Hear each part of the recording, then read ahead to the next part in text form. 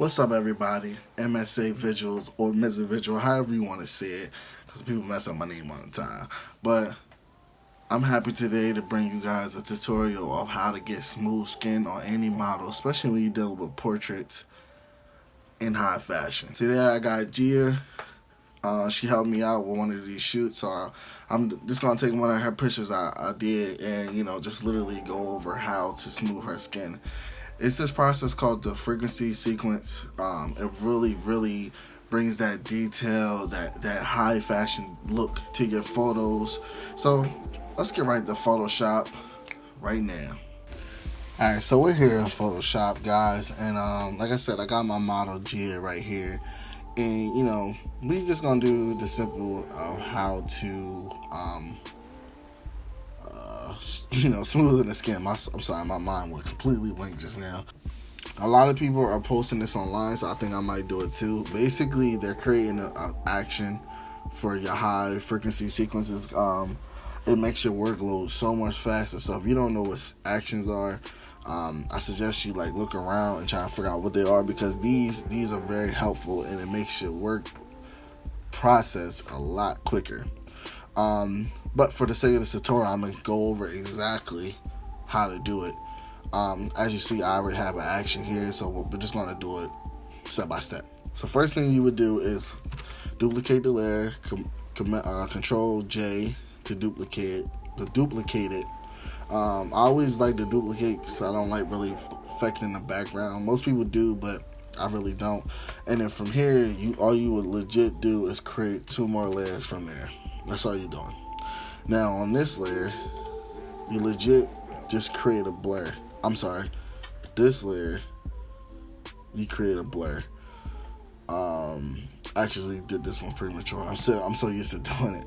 So let's hide these 2 for now. We're gonna separate the blur from the detail. So all we would do on this is legit go to blur, Gaussian blur, and now the key with this is to legit get it to a point where the skin is soft, but you can still make out the face. So 6 is probably good. Yeah, 6 is probably good. But for the sake of this tutorial, let's do 7.5 right there. All right, so hit OK. Cool. Now that's separated. Now let's bring this one back on, the top one, and we're gonna apply image. So go to image, apply image. Now the default is gonna have merge RGB. I think this one's gonna be on normal, and this gonna be 0 or whatever. These are the settings you want. First things first, you change the layer to, in this case, it would be this layer. So layer 1. As you can see, it changed. Now you can start to see the details in here. My blending option, make it subtract, and then opacity 100. I believe this will be 0 or something like that. Make sure it's these settings. These are the default settings for when you're doing high sequence images. So these are the numbers you need. Hit OK. Next thing you do is you change the blend option for that layer to linear light. Now, if you did this right, Command G, group, let's say high freak. That's just what I want to hear. If you turn this on and off, it should be no difference. So that means you did it right. But if you go and look at it, it's separated.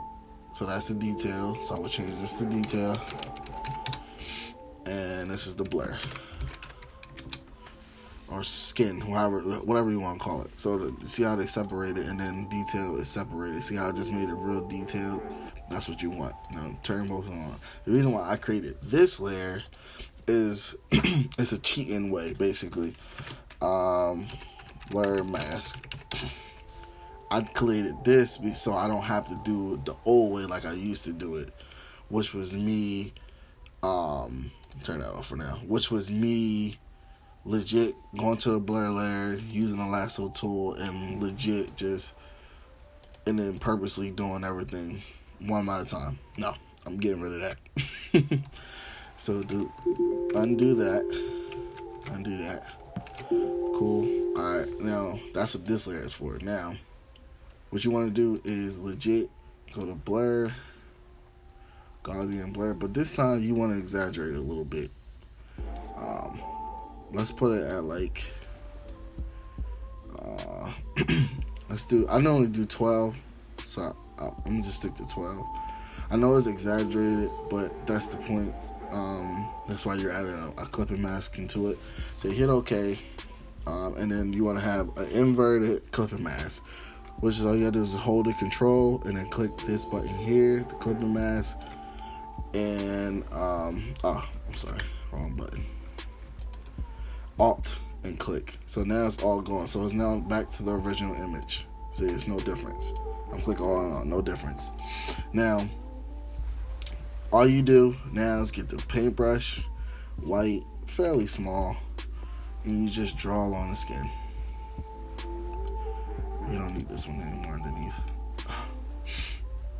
And you just draw on the skin.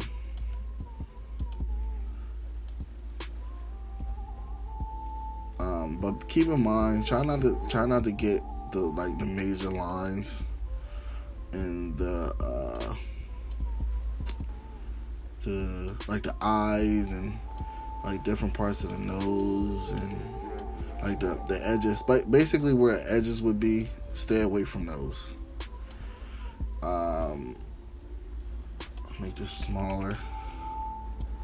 Just you can't really see what it's doing at the very second, but when I zoom out, you'll see. Do the hand real quick. Basically, it's adding texture to her skin, which I love. Alright, cool. Let me zoom out a little bit. Hopefully y'all can see it. I can see the difference. Hopefully y'all can see it. Now, like I said, I got it in the group, so all you would do is click on and off, but look real close around this area. You can see it changing, but it's so subtle, which is what I want. Boom, boom, boom. That was my tutorial on how to make smooth skin. I didn't want to make it too long. You know what I mean? I'm just now starting doing all of these. So, you know, if you want to see something else, I'm trying to really get used to these tutorials, trying to have some behind the scenes stuff for y'all so y'all can actually see my workload. But yeah, don't forget to subscribe, like, comment below. Let's make a community. Let's build a community. I want y'all to see the stuff I do, the things I go through. So I appreciate everybody for watching. Again, I'm Msavisuals. Thanks for watching, and I'm out. Double fist, and I'm gone.